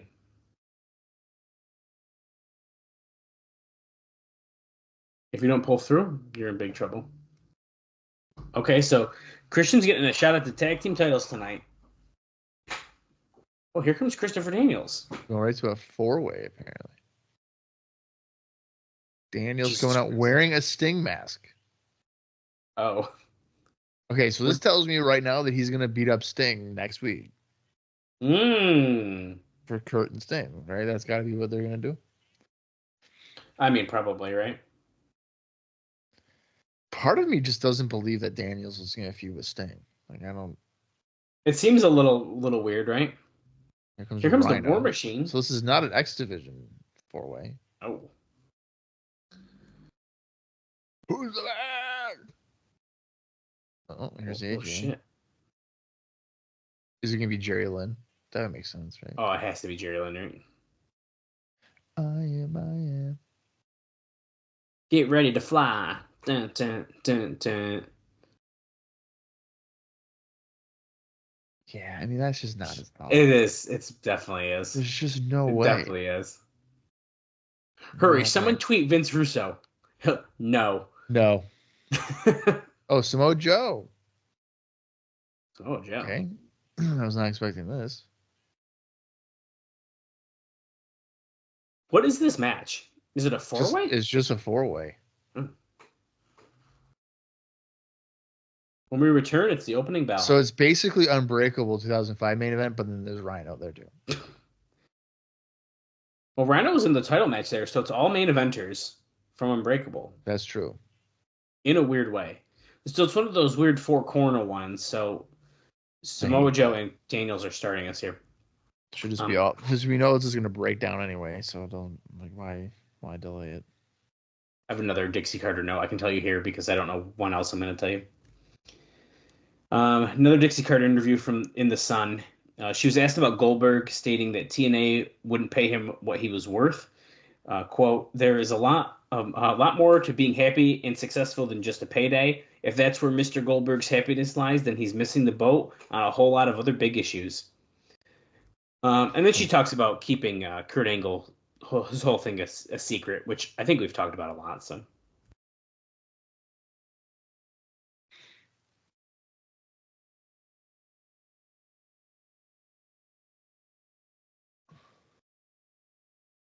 yeah, it doesn't look like there adds anything else really super interesting there. It shocked WWE as much as anyone else when they made the announcement. Announcement of what? Kurt Angle when he signed. Oh, that's old news. I know, that's why she talks about it again here. And basically is like, yeah, he came in because he was hurt because they didn't give him time off to rehab. Is Rhino taller than Samoa Joe, and I'm just realizing it now?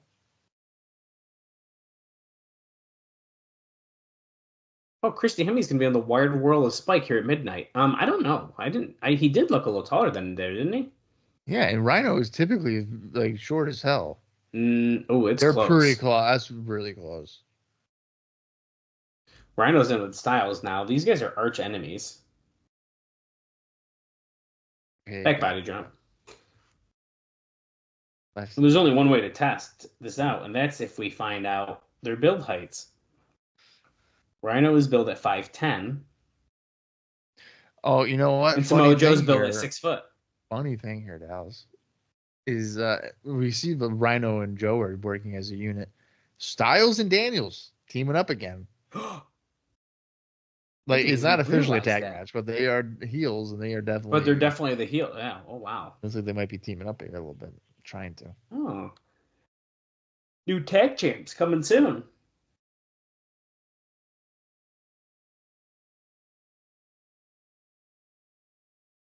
Here you go.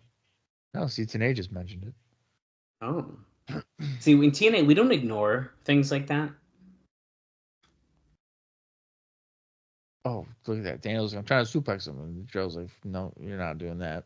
Jab, jab, jab, kick. And they double team Joe some more. I kind of have a Christopher Daniels note, too, it looks like.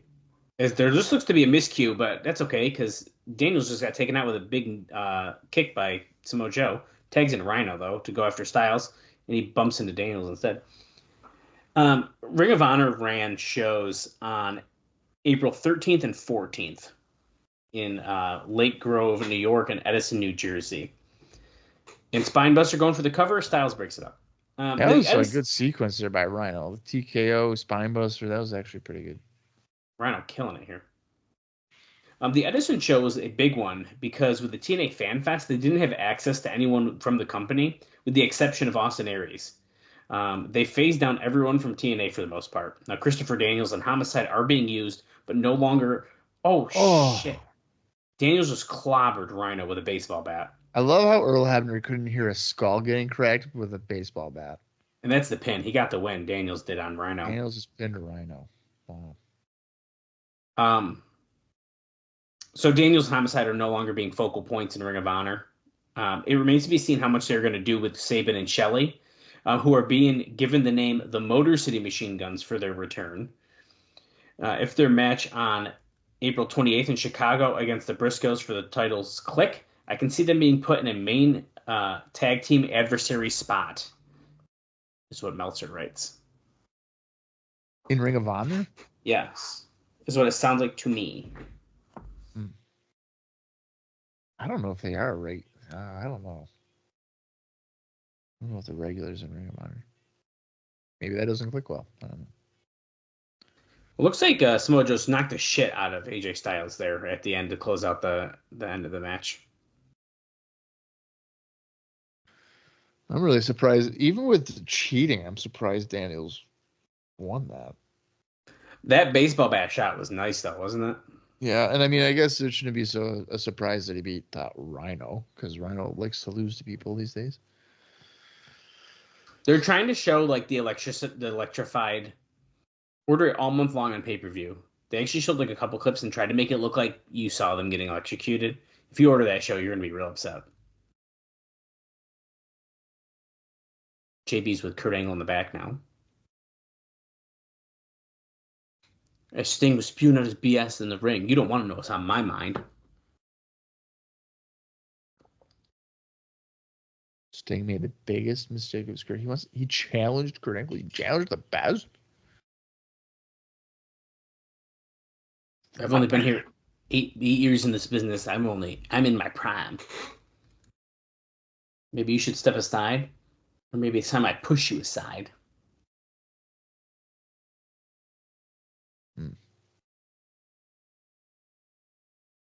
Next week's thing, your revival is over. It's gonna be real. It's gonna be damn real. Yeah, Kurt is pissed. What is it? Oh, is this Harris? Oh, there's Gale. God bless America. It is. He's got his eye patch on still. Still blind in his right eye. Now, sporting the Scotty Riggs. Look. Listen, I'm not trying to ruin our continuity here, but how are you gonna try to tell me he can't be wrestling unless they're both blindfolded to like even the odds, and here he comes out wearing a fucking eye mask still on one eye. Eye patch. It's not eye patch. Yeah, you got it. I was getting it out, okay? I'm mad. What if he just takes it off and then Tenay's like, oh my god, he's healed? I mean, that's... Oh shit, Jackie Moore's going after Gail Kim. What the hell? This is continuing.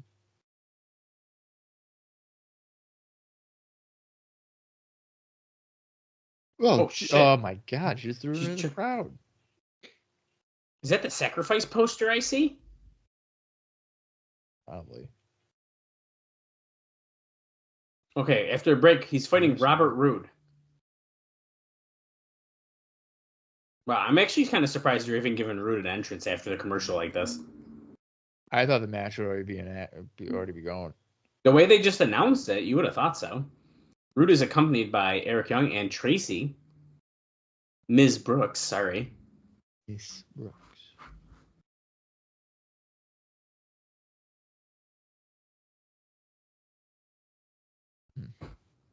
Who we think's going over, Chris? Oh, yeah. Probably Eric Young's fault. Yeah, and then he'll probably yell at Tracy. It's her fault because she's not controlling Young, so it's also kind of Young's fault.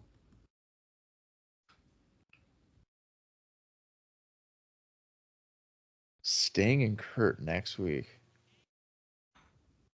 That's crazy. On Impact, they're just like, here you go. First time ever.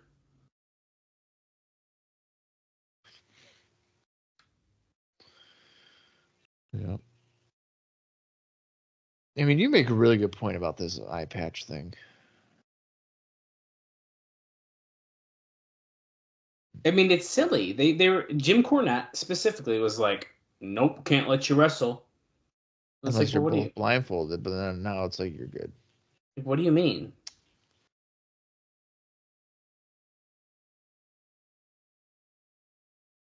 One, two, no, 2 count after a knee drop. The handcuffs on the turnbuckle.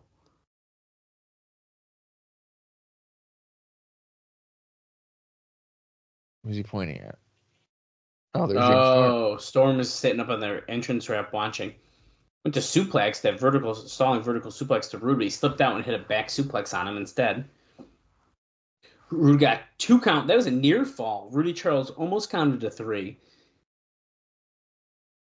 What? What? Harris and James Storm apparently are having a Texas death match at Sacrifice that we just found out randomly in the middle of this match. What in the world? What a great way to just announce that. They must announce that shit on the website, right? And they're just assuming you saw it. I don't know. I don't know if they would do that. They might have. They do have like that YouTube show apparently that JB was putting together and all that. I liked that line there. You can take away his eyesight, but you can't take away 100% of his heart or an effort or whatever you said. That was good. That's something Bob would write in his fantasy booking. Yeah, it probably is. That and Boyga King. I never did that. That was you and Austin that did that nickname. Canatonic won. too. No. Oh, Tracy pulls out Rudy, but Eric Young tried to stop her from doing it. Yeah, But definitely in turn, did. just pulled them out. Uh-oh. Uh-oh. Who's got the That's handcuffs? why they focused on the handcuffs before, because Robert Roode. Oh, and he nails him. Damn it. Wait, Bob, is this gonna prove that Harris shouldn't be wrestling? Holy shit, he lost. Oh my god. Oh my god. I know it wasn't clean, Wow. but come on. That's wild. Huh. Whoa. Oh shit, Eric Young just shoved Tracy to the floor, and Rude is. Oh shit, he just Roode slapped the just shit came out out of there him. and slapped Eric Young because he's like, I'm the only one that can abuse her, not you. Oh. Cut the music. We're gonna fight at sacrifice. I'm sick and tired of you embarrassing me. I'm sick and tired of this feud, to be honest with you, Rude. So Join the club. crowd's going nuts for Eric though. Towel guy is there spinning his towels. We haven't seen him in a while. He keeps like randomly. Look, he's wearing like an OG 2004 Impact shirt. Yeah, he is.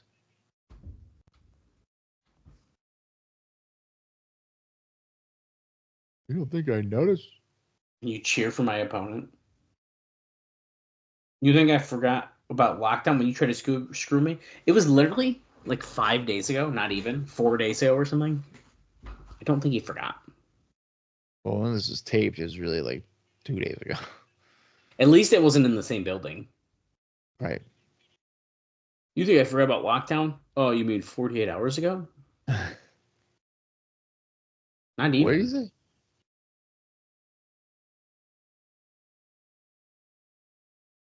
Petey's not the friend. I told you, Bob. I fucking told you, Bob, bro. Fucking told Yo, you. who's the friend? A1. Get ready. Oh, You got another friend? Let's play the Tyson. game. It's Tyson Dukes. Dukes, remember that one appearance? Yeah, there? the one-off. Tyson Dukes. If you have a friend, give me his name right now. Eric Young says, no. Eric, His name is Brett. I want to know who he is. And I want to know right now. Bret Hart. Now. Bret Hitman Hart. You think? It's another Canadian. I mean, it's got to be. That's why Chris Jericho. 1 week, 7 days to tell me who your friend is. Or he's gonna Then don't fire tell him and just get fired. You're free from the contract. But don't This fire is what- Eric. It pays to be rude. Do you really have to do this corny catchphrase? All right, so we're loading up next week's episode. We got Sting and Kurt, and apparently whoever Eric Young's friend is. You'd think we'd be going up against a preempted Raw in a dog show, but no. When we do that, we have to do a 2-hour highlight special. Yeah, that's really JB, backstage, he's seeing Father James Mitchell yelling at Abyss, cursing at him in front of that prison yard chamber. Abyss is on the floor, like, squealing. You listen to me one last time. No more. You get out there and get the job done. No more chances. Or that filthy, steamy old woman is going to go to prison. He's going to send his mom to jail if he doesn't win the titles. Was How are the police not watching the show to know that he's the one that did it? Right? I don't know, but look, do we have a real commercial? Oh. That was an ad. This like how this is an ad. That's why I said approximately, because sometimes there's commercials in these apparently. This is the first time we've seen like almost full commercials though. Tonight at 11. Oh, Kurt Angle, Samoa Joe. Okay. Here's a Christian note for you because there's just highlights. Notes from TNA conference call with Christian. He said the Unprettier started out as a joke when he was messing around with the Hardy Boys and said it should be called that because it made you feel so damn unpretty. He said they needed 2 hours because they had too much talent to squeeze into 1 hour. And he said that backstage morale was great. Without outright saying so, he indicated that he hated being a heel and wasn't happy with how things went last year. He said that he feels much more natural as a heel and was enjoying his title reign much more than the last one. Did you mean he hate being a face? I don't know. He wrote heel. I'm just reading how it's written, okay? Okay. He said that after 8 years of working 200 dates a year, he was loving the TNA schedule. We have a Paparazzi Production thing here. Who was in the three-way? It was Black Machismo and who else? Shelly and somebody else. He is doing a good Macho Man. I will. It's so good. It's Nash, by the way, Lethal, and Shelly backstage here. What about Sonji, huh? Sonji, come here, man. Oh my God. He's wearing like diesel gear.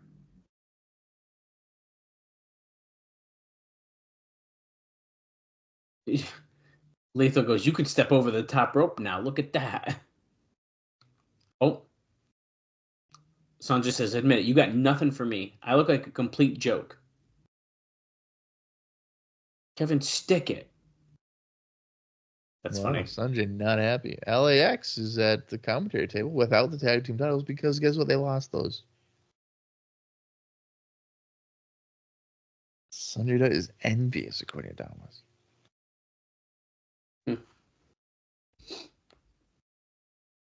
Okay, Sanjay Dutt feels like he's getting Kevin Nash's hand-me-downs as he's wearing his like Oz jacket one week. This week he's got his diesel gear on. Yeah, because when he wore the Oz jacket, then he said, like, oh, I wore that one time and I made 6 figures. 6 figures, yeah. We're seeing highlights from the electrified cage match here. Great. Just what we need. Ow. There's more. Well, here, since we're seeing highlights again, Bob, more notes for you. The Basham brothers were backstage at the pay-per-view. They can't start until after this weekend because they were being paid on their non-compete by WWE through April 20th, which is apparently why the angle with them against VKM has been dragged out. Wow, their non-compete was that long. Yeah. And then my final note for the whole show, Christian Cage versus Angle for the title is going to be main eventing a house show that they're doing in the Louisville Gardens, April 20th.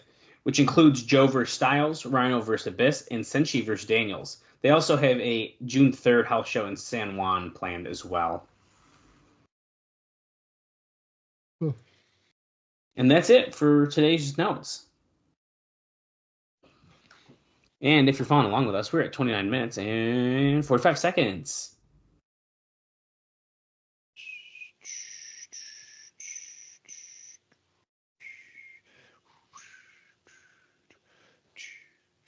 Conan, this is complete BS. I can't believe how we ripped off at the pay-per-view.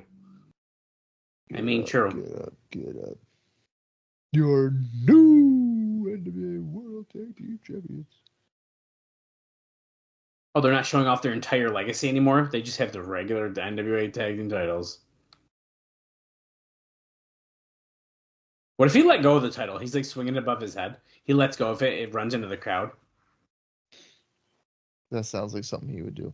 Speaking of, he's letting all the fans touch it because it's all for them. Did you see the clip recently on that new show on A&E or whatever, where he told some girl that she's too happy? I don't know if I did see that one. So I've seen a lot of clips from that show, but that one I don't think I've seen. So I saw that clip, and apparently he had told her that you smile too much, you're too happy. And her response isn't directly to him, it's to like the one-on-one interview part. And she goes, who the hell does he think he is? My father, my uncle have all died from cancer. And I'm not gonna let this guy tell me I'm being too happy. And I was like, holy shit, like that's great. Like, yeah, fuck him for saying you're too happy. She was like, so I'm sorry I'm not miserable like you. And I'm dude, she's my fucking favorite. He's a piece of shit, dude. He really is. I think I saw a tweet. Just a lot. I think I saw a tweet recently that was like, who decided that Bubba Ray Dudley was like an industry expert or something? Like, why are we listening to him all of a sudden? Devon and Cage starting off here. Devon with a shoulder block off the ropes. This is for the tag team titles, by the way. That's right. This is a true title match. You know what's really interesting about Brother Ray, current day, is in like WWE Universe. He's just like a tag team guy and like not that good of one. That's right. He was only a world champion in TNA. Yep. And they're never gonna bring that up. Well, they might now because now they're buddies with him all of a sudden. But I do think that Bully Ray against John Cena when it was like the whole be a star thing, and like don't be a bully, and he's Bully Ray. I mean, that could have worked. It definitely could have worked for a short term. Bully Ray. It would be funny to think like John Cena and Bubba Dudley main evented a pay-per-view in like 2015 or whatever, 14. 13. Well, the thing is that the Bully Ray stuff was not bad. No, right. Yeah. Until it got drawn out, and then it's like, okay, what the fuck? Hector Guerrero is sitting at the LAX entrance area. He's keeping an eye on Conan. He's not been electrocuted. He's alive. We want tables. The crowd is going nuts about. New Team 3D shirts, by the way. In case you wanted to buy one of those. That's really the only pop that Team 3D gets. It's for a fucking table. Correct. And you have to act excited about them until that. 3D. So they get hyped. Or the Ray slams down the Monster Abyss. Goes for the cover. Andrew Thomas, that's a 2.5 count.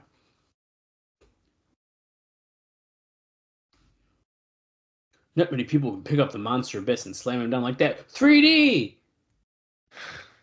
Just kidding. It was a double flapjack. 3D or a double flapjack. We're close. Oh, it's one of those.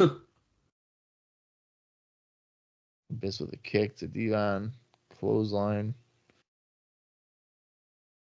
And here comes Christian again. Christian, who said he wants all 3 titles, meaning Abyss would not hold the title. Christian would be in possession of it. Give him the X Division title, too. Why not? It's not about weight limits. It's about no limits.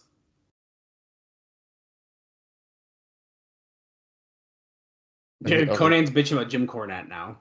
Well, good.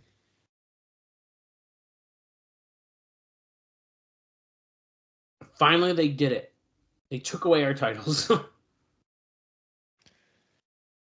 He promises they will get the tag titles back. I mean, it only took Team 3D about 5 opportunities against LAX to win the titles. Only. They fought kind of in a strip club in a way. They fought in a restaurant. Yeah. And guess what? All of that was at ringside. Right. This missing splash in the corner. Devon with the leaping. There you go. I would like to see on my favorite wrestling review website, WrestlingRecaps.com, a reliving the feud of Team 3D versus LAX. That's a good one. You could write about quite a bit with that one. Yeah, no kidding. Didn't say it'd be a fun one to do or read about, but holy shit. Christian just went so fucking high on that back body drop and landed on his hip. He just he basically landed like Ric Flair does on every single one. But Christian wasn't in a plane crash that prompted that to happen. It's probably why Ric Flair can barely walk. Because after the plane crash, he started doing the hip bumps, so he just can't fucking move. Right, he overcompensated. 3D! No. For a little doomsday device. Devon slipped out, knocks Christian off the top rope to the floor. There goes that. Oh, no. 3D to the Monster Abyss. 1, 2. They just pinned Abyss. Wow. That's a clean win, too. Holy shit, Mitchell's mad. Pissed. All right, I was not expecting that. Well, Team 3D retain. Wow. Oh, Mitchell says he's done. Like, I'm done with this. Testify. They are PO'd. Mitchell's about to send his bomb to the fucking jail.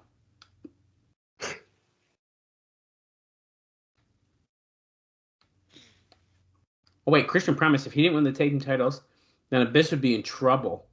What's going to happen? We'll find out when we come back from commercial break. And here we are. We're back. And Christian He is is yelling in yelling the at face. him. Oh, Abyss grabs him by the grabbed throat. him. Going for a choke slam. Are we gonna get swerved for the fifth or sixth time with Abyss going babyface or what? Oh. Ugh. Oh.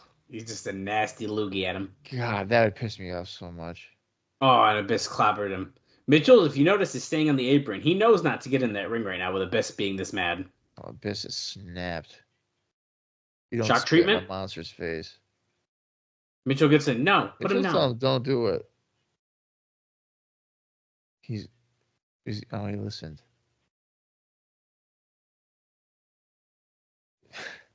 Your mom's gonna go to jail? Oh, You want shit. that?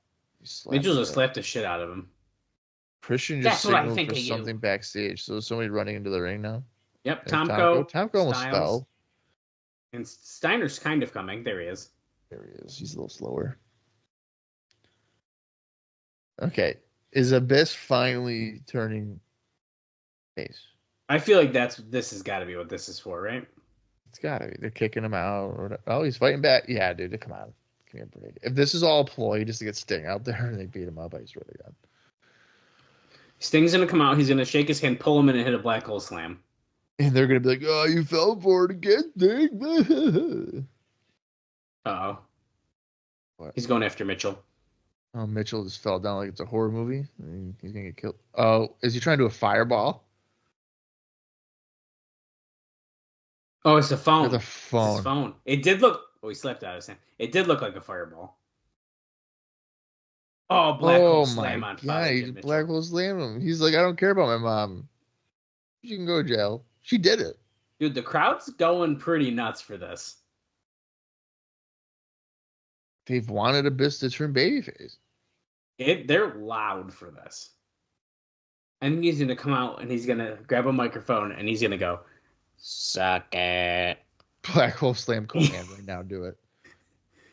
Oh shit. No, he's got Bag attacks. attacked. He goes, you don't like that trick, do you, Conan? Yo. What if he grabbed a microphone and he was like, I did it. It was me the whole time. I did it for the Rock. I did it for the Rock. Oh, Cage is in the ring. He's got the chair. He's Team got a Cage is all chair. holding him. And boom, right over the head. Yep, that's a concussion. That's great. Team Cage standing tall here to close out the I'm surprised that these guys are like with Cage. I mean, they only want him for the title, I thought. Wow, look at this. He just handed the chair to Tomko. Abyss is bleeding. Abyss is busted. Tomko's got the chair. Are they all going to take a turn? Oh my God, there's another one. That was a fucking chair shot. Scott Steiner. Just got the chair. And he just smashed him over the head as well. Abyss didn't really block that one. See, this is the thing that sucks. Not that the black mask you could see it much better with, but you really can't see how bloody he is with the red mask. Yeah, the red on red is kind of canceling it. Styles jumped and hit it. It is all down on his chest. I mean, he is covered in blood. He is covered. No, Sting. Where's Sting? I thought he was friends. Oh, why aren't they helping? SoCal out. Get in there. What are we doing? More chairs. This is getting destroyed. We've never seen Abyss get destroyed like this before. Oh my God, he's got the barbed wire bat. What is that doing there? What are we doing? You never know. Conan loves this. So you just said, oh no. Oh, right on the arm. They're like, you know what? Make him cut his fucking arms too. I mean, this is self-mutilation at this point. Oh. Are we gonna? Oh man, his arms are cut. That's gotta be legit then. Oh, God damn it. Oh, God damn it. I hate this shit. Did you see that cut? Yeah, I hate this shit. Insubordination. So, I don't want to see this. Oh man, it's right on his chest now. Concerto with the barbed wire on his chest, yeah. He's face down on a chair, barbed wire on his chest, and here comes Christian Concerto. Oh my god! If this guy is back next week, what are we doing? I have a feeling we just wrote the Monster Abyss off. We have to, right? Oh, I saw that. That's disgusting. My God, that cut. And then we just go into our adrenaline rush package as if that was normal. Rush Abyss has been murdered. Oh my god! Wow, dude. I think Abyss is gone. Did he not sign a new contract? Is he going to ECW? Right. Wow. Well, as we're heading off the air here after this adrenaline rush thing, what did you think of that episode of Impact, Bob? I mean, that's a good episode. I thought it was really good. I mean, we're getting Sting Kurt next week. We'll find out who the friend is for Eric Young.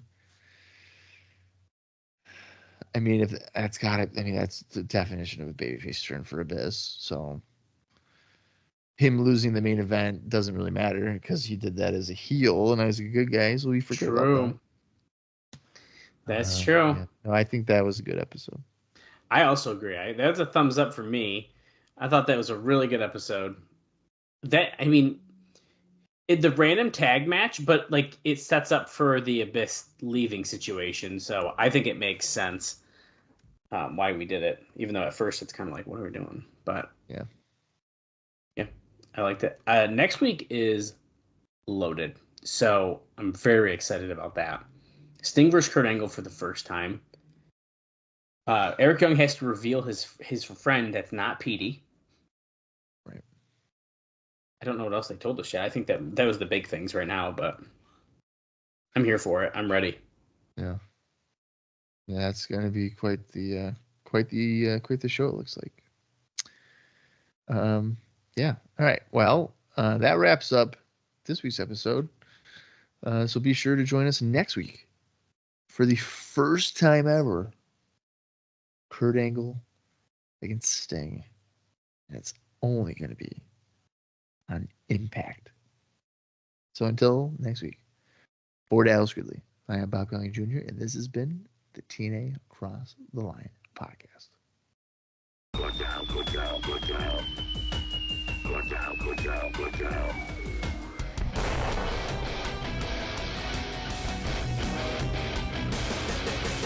Watch out, watch out, watch out. Watch out, watch out, watch out. For the bomb bomb. Watch out, watch out, watch out. Watch out, watch out, watch out. For the bomb bomb. Watch out, watch out, watch out. Watch out, watch out, watch out. For the bomb bomb.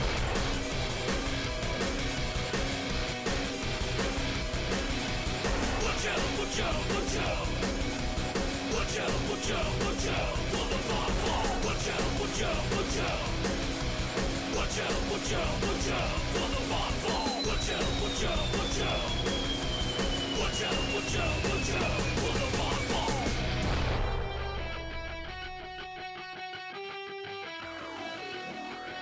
out,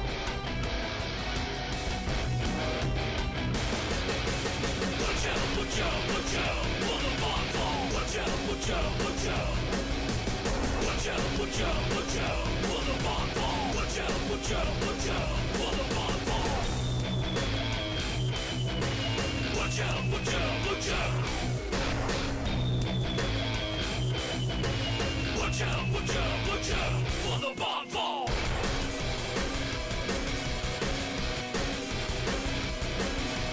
Watch out, watch out, watch out. For the bomb bomb. Watch out, watch out, watch out. Watch out, watch out, watch out. For the bomb bomb. Watch out, watch out, watch out. Watch out, watch out, watch out. For the bomb bomb. Watch out, watch out, watch out. Watch out, watch out, watch out. Watch out, watch out, watch out.